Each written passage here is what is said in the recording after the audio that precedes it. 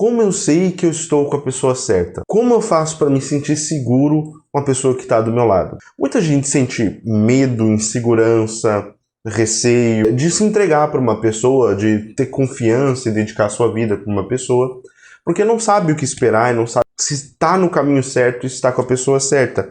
Ela percebe que está repetindo ciclos na vida dela, ciclos que os pais dela, os familiares dela fizeram, ciclos que ela mesma fez em outros relacionamentos. Eu tenho certeza que ou você já fez isso, ou você conhece alguém que fez. E acaba vindo aquele sentimento, aquele receio de saber, será que essa pessoa para quem eu estou me dedicando, será que ela vale a pena? Será que é uma pessoa que vai me levar para Deus, que vai me ensinar realmente a ser uma pessoa melhor? Ou será que eu estou me iludindo, eu estou fazendo besteira? Enfim, se você tem todas essas dúvidas, eu recomendo que você assista esse vídeo até o final. Eu tenho certeza que no final, muita coisa vai estar esclarecida na sua cabeça. Eu estruturei meu pensamento em alguns pontos. E eu vou dizer exatamente tudo que você vai escutar nesse vídeo daqui pra frente. E se você achar interessante, assiste até o final. Se você não achar, aí você já sabe mesmo que não é pra você esse vídeo. Você pode ir fazer outras coisas da sua vida. Então, primeiro eu vou abordar alguns mitos, né? Eu vou começar mais ou menos pela historinha de por que eu cheguei nesse tema. Logo em seguida eu vou abordar alguns mitos que eu vejo serem propagados hoje em dia por causa de relacionamento, essas coisas, as coisas que as pessoas falam que eu acho que não está exatamente certo, que precisa ser corrigido. Depois eu vou abordar sobre as pessoas mesmo, como entender elas, o que passa na cabeça delas, como é que as pessoas funcionam. Porque eu imagino que muitos relacionamentos não dão certo justamente por causa disso. As pessoas não pensam sobre esses assuntos. E, por fim, eu vou terminar com uma resposta mais ou menos estruturada de como eu imagino que deva ser a decisão que é tão importante, que pode influenciar tanto na nossa vida, a decisão sobre a pessoa que vai estar do nosso lado, a pessoa para quem nós vamos confiar a nossa vida. Se você achou a sua proposta interessante, então segue até o final. E aí, no final, se você achar que é legal, não esquece de compartilhar esse vídeo e mandar pra galera que você achar que é muito... que vai valer a pena ela saber essa informação. Então, vamos lá. Por que eu comecei a pensar nesse problema? Na verdade, esse problema não é meu, esse problema é do meu amigo, que carinhosamente ele vai receber a alcunha de Martelinho, tá certo? É um amigo meu, ele é ateu, por incrível que pareça, e aí ele me falou uma coisa, eu acho que é uma dúvida que muitas pessoas têm. A igreja recomenda que não se fique com muitas pessoas, mas como eu sei que eu estou com a pessoa certa? Aí eu falei, poxa, uma ótima dica, uma ótima pergunta, muito interessante sua posição. E eu resolvi gravar esse vídeo aqui justamente para tratar sobre esse assunto. Então, Martelinho, muito obrigado, já está honrado aqui, sendo citado, Martelinho, meu amigo ateu. Fica aí, se você achar interessante isso pode comentar, se você não achar, enfim, o problema é seu, basicamente isso. Mas aí eu comecei a meditar um pouco, afinal de contas, o que faz eu saber que estou com a pessoa certa? Caso vocês não saibam, eu sou casado, tá certo? Sou casado com uma pessoa que eu amo muito, que me ama muito, eu acho, né? Eu acho que é uma boa ideia pensar sobre isso, porque muitas das vezes as pessoas pensam em cima de estereótipos e de frases prontas, e acaba que elas não vão, de fato, no profundo do que significa estar junto com outra pessoa e se dedicar num relacionamento, enfim. E aí elas ficam repetindo aqueles chavões, aquelas frases, né, pré-moldadas que não servem exatamente para ninguém, mas servem mais ou menos para todo mundo. Mas vamos analisar ponto a ponto.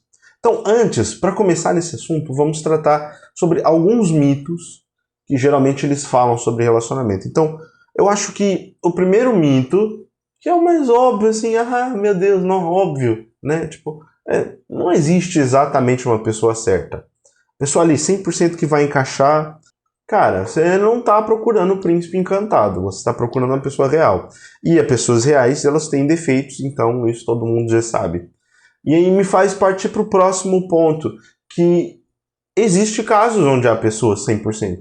Existe casos onde há a pessoa certa, em que não precisa ser dito nada, os dois já sabem exatamente o que esperar um do outro, entendeu? Então eu rebato um mito com outro mito. Na verdade, que é de dizer que minha tampa da panela, às vezes acontece. Às vezes acontece. Só que eu imagino que se você é essa pessoa, você não vai estar vendo esse vídeo, né? Como é que eu sei? A menos que você seja uma pessoa muito bitolada, né? Tipo, meu Deus, meu relacionamento é perfeito. Tem alguma coisa de errado. Todo mundo fala que dá problema, o meu não dá problema. Tá bom. Eu só acho que você não é muito razoável, mas tudo bem. Se você quer reclamar disso, fica à vontade. Só que nós não podemos descartar também as situações onde existem pessoas que, cara, você vê, o bagulho funciona e acontece. É raro, mas acontece. Eu acho que justamente esse ponto do é raro, mas acontece, rebate num outro mito que as pessoas têm a respeito de relacionamento que eu não gosto, que é aquele de Deus não une pessoas, Deus une propósitos. Essa ideia, ela é muito fraca. Ela é muito fraca por alguns sentidos. Se você for levar as suas últimas consequências, ela não faz tanto sentido. Porque vamos lá, Deus não une pessoas, une propósitos. Quantos propósitos Deus tem para as pessoas, então? Assim, digamos que, beleza, Deus une os propósitos. Enfim, se todo mundo fizer tudo redondinho, não vai ter propósito de nada. Concorda? Então, o propósito, qual o propósito? Veja bem, se o propósito que as pessoas geralmente falam é a conversão dos outros e tudo, beleza, mas se todo mundo se convertesse, assim, hipoteticamente, esse é um dos pontos de por que não é. Outro é porque, assim, essa ideia de que Deus não une pessoas, une propósitos, ela parte do pressuposto de que Deus nos fez para um propósito. E, assim, sob certo sentido, nós temos um propósito na Terra. Mas no sentido mais absoluto, eu falei isso no vídeo Por que Deus nos fez. E se você quiser saber por que eu digo que Deus nos fez sem um grande propósito, é só assistir esse vídeo. Tá? Vou deixar aqui de propósito o gancho para você assistir depois de assistir esse. Por que Deus nos fez? Aí eu explico lá direitinho por que eu acho que Deus não tinha um grande propósito para a humanidade, mas mesmo assim ele nos fez. Então eu acho que essa frase ela é fraca e ela se sustenta pelo fato de que não havia exatamente um grande propósito para a humanidade. Ali no princípio, e aí tem propósitos secundários, como por exemplo a evangelização, né? A espiritualidade, bereréu, essas coisas. Só que ali no paraíso, Jardim do Éden, não tinha nada disso. Não era necessário evangelizar ninguém. Então, se Deus nos fez com o propósito de evangelizar as pessoas, ele já estava presumindo o pecado, e não só presumindo o pecado, mas então ele fez Adão e Eva ali já. Não, eles vão pecar então, e eu já estou unindo eles pelo propósito de converter pessoas.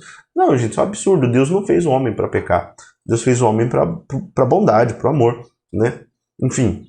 E se você quer saber, como eu repito, se você quer saber por que eu acho que Deus fez as pessoas sem um grande propósito, é só ir lá no vídeo Por que Deus nos fez, onde eu explico tudo direitinho. Outro mito que eu acho que as pessoas fazem, inclusive eu tinha esse mito, mais ou menos até um pouco antes de eu resolver escrever o conteúdo para esse vídeo, que é o mito da mentalidade certa. Então para eu saber a pessoa, ela precisa ter a mentalidade certa. Ter a mentalidade certa é bom? É evidente que é bom. Mas a verdade é que a maior parte das vezes a gente tem ideias muito ou controversas ou fora da realidade. E tá tudo bem, a gente erra. Nós somos seres humanos e errar faz parte do processo. E tá tudo bem, errar.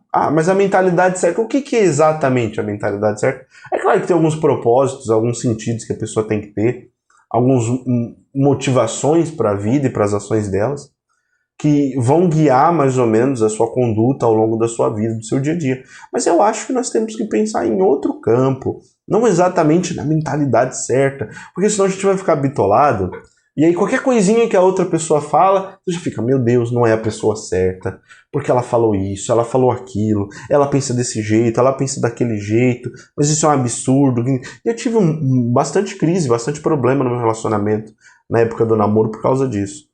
Certo? Então eu falo isso com conhecimento de causa. Essa mentalidade da mentalidade certa não funciona. Ela não funciona essencialmente no relacionamento. E eu vou explicar isso lá no final. Mas por enquanto, só fica aqui a dica. Não funciona. Se você quer a pessoa com a mentalidade 100%, você não vai encontrar ninguém. Você vai ficar pra titia.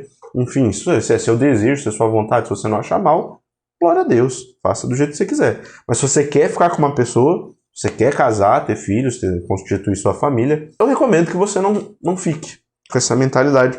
E em conjunto, né, que a pessoa certa é aquela que tem as ideias certas. Ou que pensa as coisas. Hoje em dia, nós vivemos um fenômeno muito interessante, que é o fenômeno das bolhas na internet. É como as pessoas costumam chamar. Então cada um vai e entra numa caixinha, né? Então eu sou aqui cristão, conservador de direita. por exemplo. Aí entra ali naquela caixinha, e aí, tipo, tudo que se identifica como cristão conservador de direita, eu sou. Eu voto no candidato tal, eu penso tal coisas, falo determinadas frases, cito Fulton Sheen, cito Roger Scruton, cito, enfim, nunca estudei os caras, mas eu fico citando, eu sou esse cara e tal. Mano, isso, o nome disso é hipocrisia. Você está falando de uma coisa que você não sabe. Você está falando de uma coisa que, essencialmente, você não vive.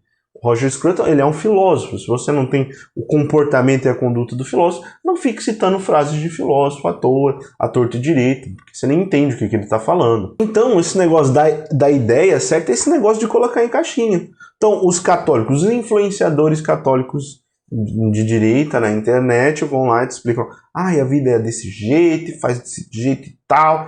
Cara, não se põe numa caixinha. Entendeu?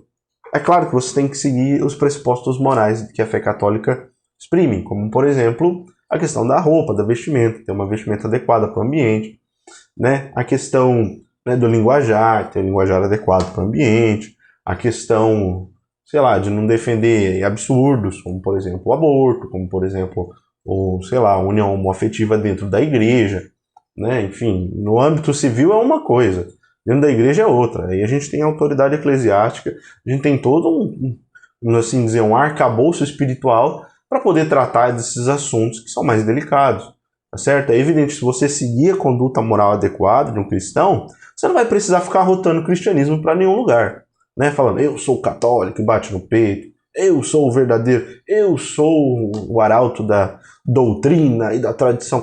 Não, cara, menos, só seja normal, tá certo? Se você for normal, já é o suficiente. No mundo de gente estranha, o normal é o que se destaca. Então, a pessoa certa, com a mentalidade certa, não sei se é exatamente isso, porque quanto mais em caixinha tá a pessoa, mais bitolada ela é.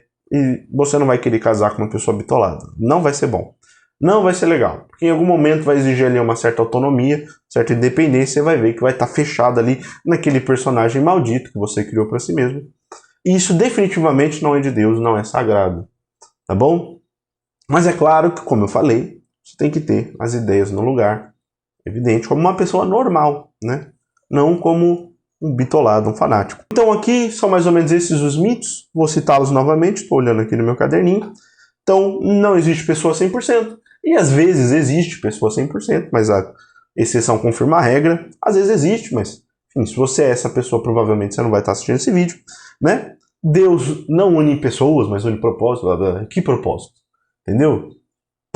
Muito vago. A pessoa com a mentalidade certa, é o mindset, né? Relacionamento coach. Tosco também, não vai servir para o amor propriamente. O próprio amor de Cristo não é desse jeito. Deus não ama só a pessoa que tem a mentalidade certa, né? Então, assim, se você é cristão, você é aquele que segue Cristo, aquele que é o cristianos, né? O novo Cristo. Então, eu acho que você não vai querer ser esse tipo de pessoa. Tá certo? Então, vamos para o segundo conceito aqui, onde a gente vai entender as pessoas. Veja bem, por que geralmente uma pessoa assiste esse tipo de vídeo que eu estou fazendo aqui agora? Porque, ela está insegura quanto à pessoa com quem ela está se relacionando. E se você está assim, bem-vindo ao mundo, você é 100% normal, a vida é assim, a gente se sente com medo. Tá certo? 2, a pessoa vê ciclos, né? Eu citei tudo isso no começo do vídeo, agora eu tô reforçando. Vê ciclos familiares. Meu avô tinha um casamento bosta, meu pai tinha um casamento bosta, eu vou ter um casamento bosta? Não sei, não é regra. A verdade é que não é assim que funciona. Não é hereditário, não é um negócio que passa pelo sangue. Muitas vezes você vê, né, a conduta de um, você quer copiar. É por isso que acaba sendo ruim. É só não copiar. Simples assim. Tão claro e translúcido quanto a água límpida. Se você vê, tá fazendo tudo errado. Então, que tipo de pessoas meu pai casou? Como meu pai era no casamento? Como meu avô era no casamento? Isso vai indicar algumas coisas de por que aquele casamento não deu certo. Tá certo? Casamento, relacionamento, enfim. Se você está vendo esse vídeo, é muito provavelmente você ainda está namorando e está ansioso, inseguro, né? O seu posicionamento. E é isso que eu queria falar. As pessoas têm medo. E você não é a única. Deixa eu te falar um negócio. O seu parceiro, o seu futuro noivo, futuro esposo, futura esposa, noiva, também está com medo. Também tem insegurança. Mas e se ele me trair? Ah, mas e se ele fizer... Todo mundo tem essas inseguranças. Nós temos uma relação aqui, o aceitável e os medos e as inseguranças que nós temos.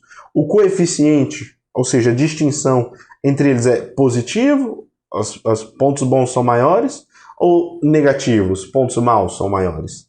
Entende o que eu estou querendo dizer? Então vamos entender primeiro as pessoas. Todo mundo tem medo de se relacionar. E a cultura brasileira é uma cultura da desconfiança, é uma cultura da insegurança e uma cultura da traição. Assim, uma coisa velada, todo mundo sabe, mas ninguém fala. Então eu tô aqui para te falar o óbvio e você sabe disso, você sabe.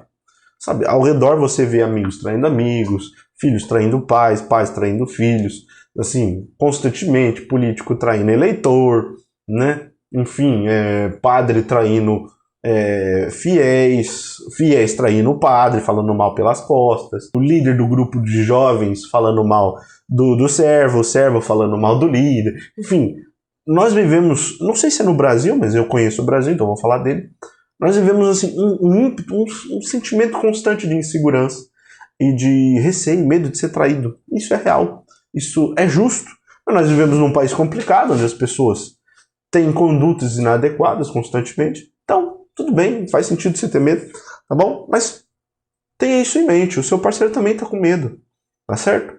Ele também tem receios, do mesmo jeito que você. Tem a mesma insegurança, ele vê que a família dele não deu certo muitas vezes, o pai e a mãe são divorciados, e ele não quer isso pra ele, vê que ele não teve a atenção dos pais que ele acha adequado, né? E aí por isso muitas vezes ele fala, vamos ter 1, 2 filhos no máximo. Aí você fala, não, doutrina católica, vamos ter quantos filhos Deus mandar.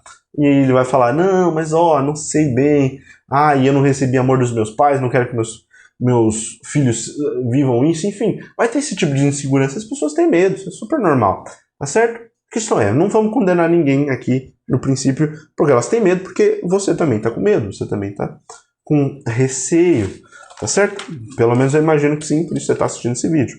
Então, esse é o primeiro ponto que a gente tem que contemplar, as pessoas têm medo, tá certo? O segundo, aqui, entendendo as pessoas, vamos fazer esse processo. O hábito, ele é mais forte que a decisão. Então veja bem, você está inseguro por quê? Porque você está vendo uma série de condutas, de comportamentos que não condizem com o que você considera um casamento, um relacionamento saudável, né, uma paternidade saudável, enfim. Então você está vendo essas coisas e fica, meu Deus, estou assustado, não sei o que esperar disso. Aí, por quê? Por que esse tipo de coisa acontece? É simples. Porque vem hábitos. Ou seja, a pessoa veio da casa dela, onde ela era maltratada pelos pais, onde ela era ignorada, jogada de lado, deixada lá com um tablet. Enfim, esse tipo de coisa. Acontece na vida normal.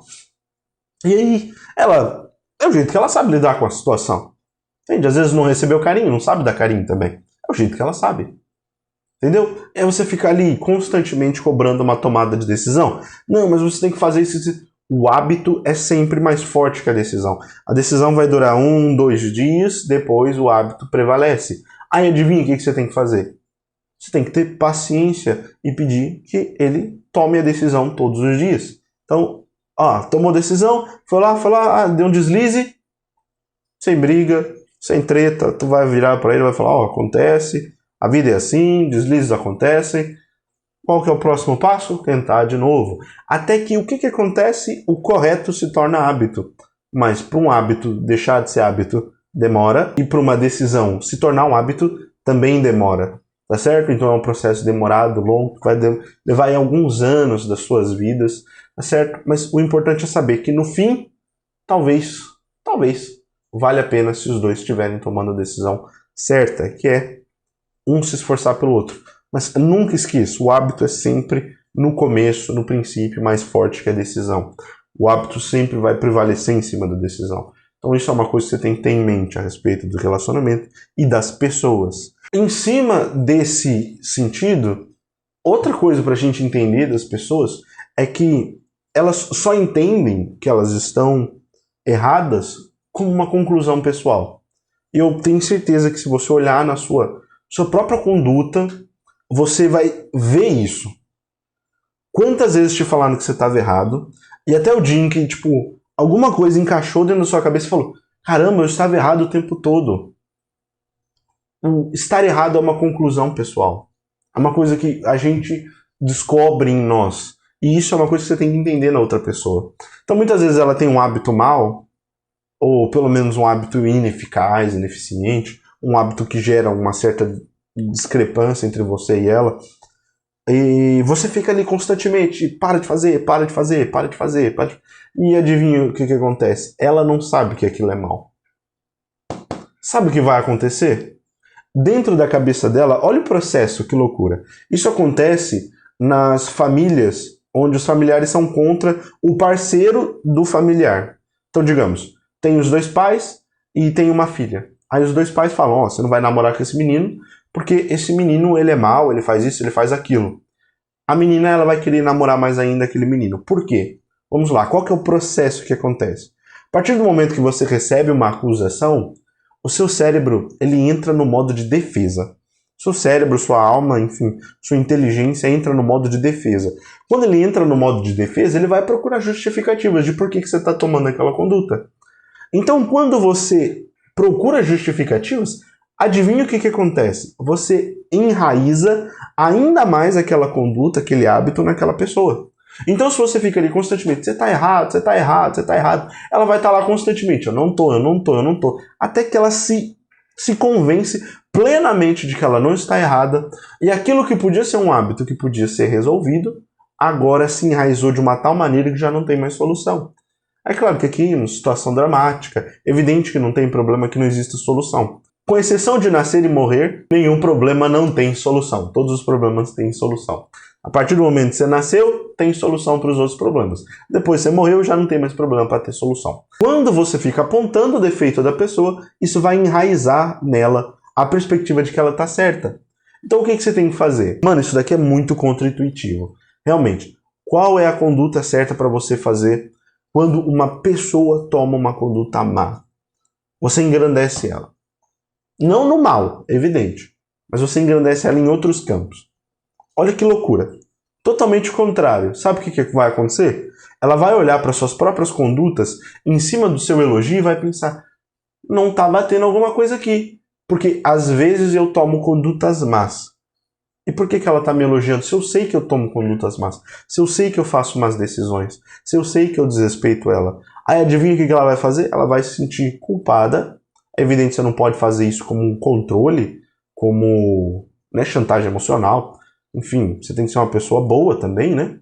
Mas ela vai se sentir culpada. E aí ela vai buscar melhorar as coisas que ela estava fazendo de errado. Tá certo? Então veja bem, se eu fico ali, o rapaz, né, sempre coloca a toalha molhada em cima da cama. Caso mais básico. Coloca ali, tá. Aí você chega e fala, nossa amor, é tão bons os momentos que eu tenho junto de você. Toda vez que você citar ali, o fato dele coloca ali. Quando você elogia ele, ele vai imediatamente relacionar uma coisa com a outra. Estar comigo é bom, não posso estragar esse momento. Aí ele vai tirar a toalha ele mesmo, ele não vai pôr mais, ele vai lembrar dos seus avisos, tá certo? Então, enquanto você criticar, ele vai produzir, ou ela, né, vai produzir os processos mentais delas, vão ser de justificativa. Isso vai estar enraizando ainda mais o problema. Quando você elogia e engrandece, ele vai procurar defeitos em si mesmo, porque ele percebe que é dissonante o elogio com a realidade. Ele vai saber, você sabe, só pensar. Quando uma pessoa te elogia, você pensa, caramba, eu sou grande, eu sou poderoso, eu sou bonito, eu sou forte. Ou você pensa, nossa, mas eu não sou tudo isso que essa pessoa está falando. É simples. Se acontece com você, por que não vai acontecer com o seu parceiro? Tá certo? É assim. Então, entendendo as pessoas, é esse o ponto aqui, vamos entender. Depois, né? As pessoas só aprendem a amar sendo amadas. É junto com o outro, né? Porque tá errado é uma conclusão pessoal. Então você engrandece, fala, nossa, bonito, eu gosto tanto de você, gosto de ficar com você, te amo, gosto de estar junto de você, né? Aí a pessoa vai, nossa, eu não devia fazer essas coisas. E aí, adivinha, ela vai aprender a amar. Porque você está ensinando ela a amar constantemente, amando ela. Tá certo? Significa que muitas vezes a pessoa não sabe dar carinho, não sabe dar uma palavra de afeto, porque não aprendeu isso na infância. Os pais não faziam, os parceiros não faziam, os amigos não faziam, ninguém fazia. Eu não sabia que essa era uma forma. Ele não sabe. O hábito é maior que a decisão. Então, eventualmente, essa pessoa, rapaz ou mulher, vai tomar a decisão de te elogiar. Você vai ficar, nossa, que impressionante, um elogio assim do nada. Impressionante, né? Os rapazes, eles sofrem muito disso, né? Os rapazes não são elogiados nunca. Então, quando vem um elogio, eles ficam até bobos, não sabem o que fazer, né? Tipo, como assim? Ninguém me elogiou, eu não sei o que fazer. O que vocês fazem? Aí, geralmente agradece, né? Obrigado. Fica sem jeito, né? Tá certo? Então, as pessoas só aprendem a amar sendo amadas. Recapitulando aqui, aprendendo sobre pessoas. Então, as pessoas têm medo, normal. A pessoa que está com você também está com medo de ser traída, também está com medo de estar tomando a decisão errada, também não sabe se está com a pessoa certa. Tá? É preciso ter paciência um com o outro. É preciso você lembrar disso. Olha, eu sei que você está com medo. Eu também estou. É normal ter medo. É normal insegurança. Mudança de vida é normal ter insegurança nesses contextos. Tá certo? O hábito, ele é mais forte que a decisão. Não tem como. A pessoa vai tomar a decisão. Ah, eu vou melhorar. Às vezes por 2, 3, 4 dias, 2 semanas, 3 meses já virou hábito, né? Não, nem tanto, porque tem hábitos que duram anos, né? 3 meses, dá ali forte, aí começa a descambar, a pessoa desiste, aí fica fraco. De novo, o que você faz? Você lembra ela, poxa, nossa, tava tudo dando certo, vamos lá, a gente consegue. A gente tá junto sempre em voz de, né, de indicação, de força, de soerguimento, não de rebaixamento. O Isaías fala sobre isso, não lembro que capítulo, não me pergunte, mas ele fala, né? Que virá aquele que não quebrará o caniço rachado. Caniço é cana, né? Cana de açúcar mesmo. O caniço rachado. Então o caniço já está rachado, já está prestes a quebrar. Aí Jesus chega, ele não vai quebrar o negócio, ele vai curar, vai consertar. Então é isso. Essas brigas, essas discussões insistentes são os momentos onde você quebra o caniço que já está rachado. Tá certo? E é evidente que isso não vai dar certo. Você vai quebrar uma coisa que já está machucada. E aí, adivinha? A resposta é machucado. Ela vai te machucar de volta. Então, é aqueles ciclos que eu falei. Você percebeu isso nos seus outros relacionamentos, dos relacionamentos dos seus familiares. Você não quer repetir isso. Isso não faz bem para você nem para ninguém.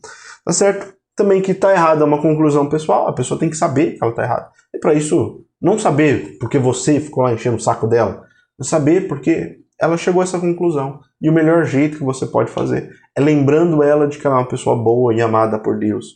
Ela foi uma pessoa feita para ser perfeita, santa. E que é isso que você espera dela e que é isso que você vê nela. Um santo, um amigo, um parceiro, um companheiro, né? E que as pessoas também só aprendem a amar sendo amadas. Se você fizer essa parte de relembrar a pessoa, você é um santo, não esqueça. Você foi feito para o céu, não esqueça. Você foi feito para amizade, não esqueça. Foi feito para o amor, não esqueça. Nós estamos juntos, é uma batalha de dois. Aqui, é por isso que é tão bonito o relacionamento. É uma batalha de dois, é os dois se erguendo, é os dois se apoiando, e se apoiando mesmo. Às vezes, quando um está caído, o outro vai ser o apoio, literalmente, o apoio ali de cansaço. Às vezes, quando o outro está caindo, né, aí, às vezes, quando você está caindo, aí o outro vai lá e vai te apoiar.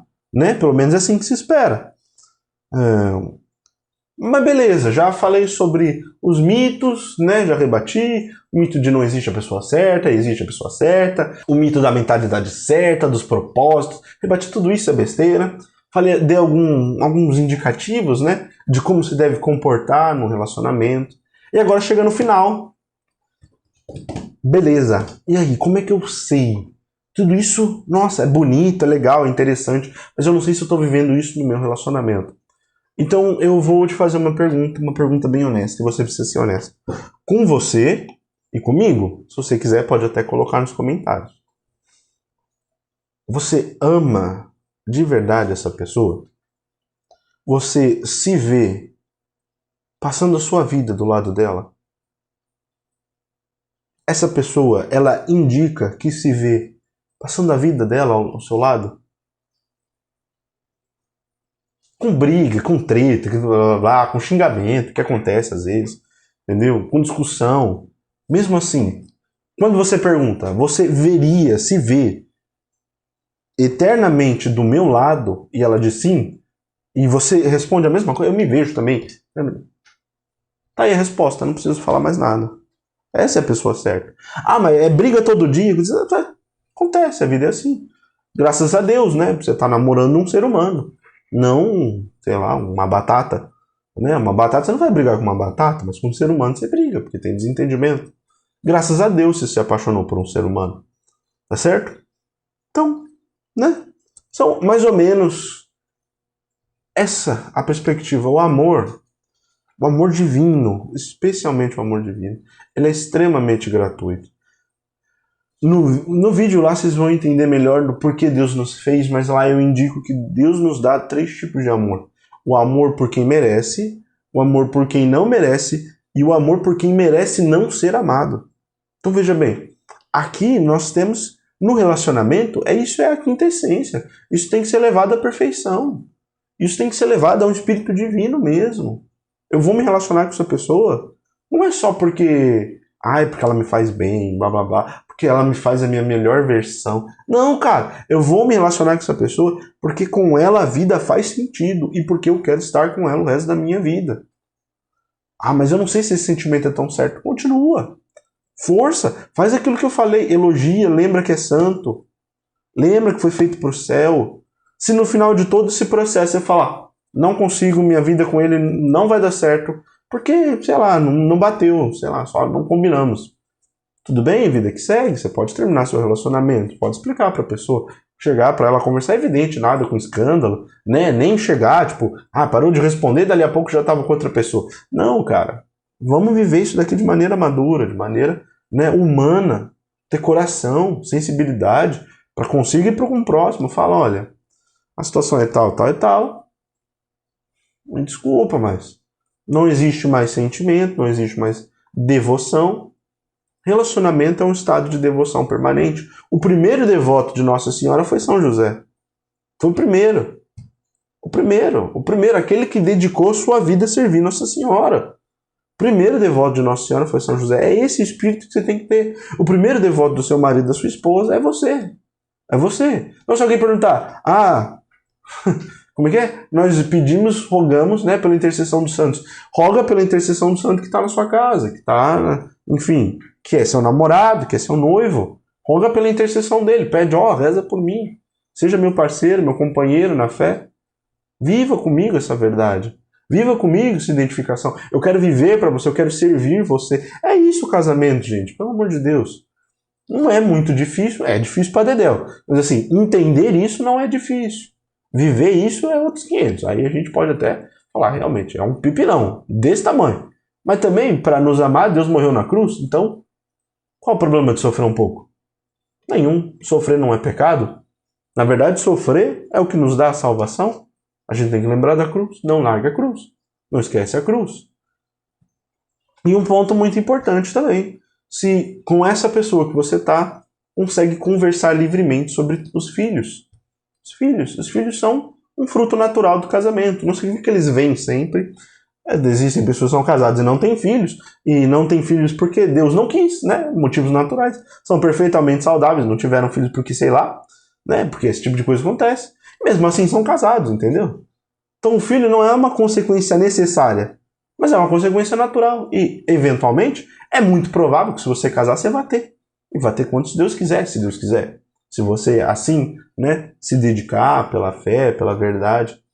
E veja bem, conversar com a pessoa tem que ser uma paz, não tem que ser uma guerra. E se for guerra, irmão, esteja preparado para a batalha. Você ama essa pessoa, quer estar com ela o resto da vida.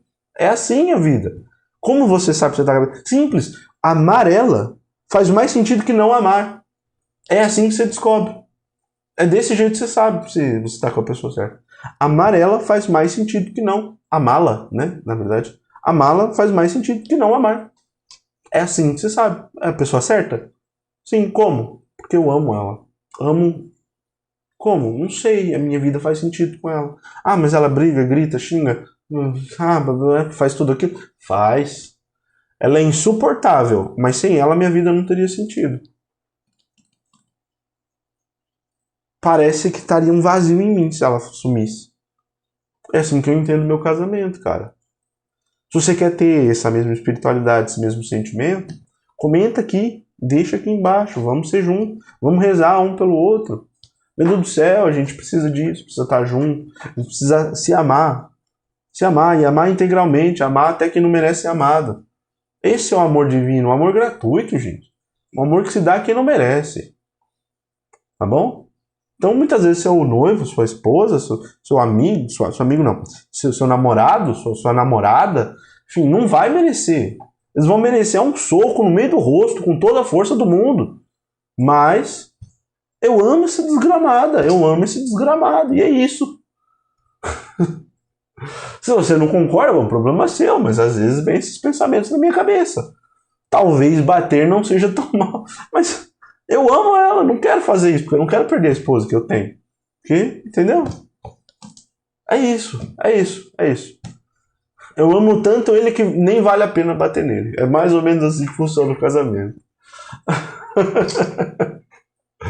Tá certo? Então, é isso que quero desejar para vocês, sejam muito felizes no relacionamento de vocês e que vocês encontrem um relacionamento que faz sentido, mesmo que seja difícil. Se é difícil, faz parte, é parte da vida, entendeu? E que seja muito alegre, muito feliz, tá bom? Mesmo com as pedengas, né?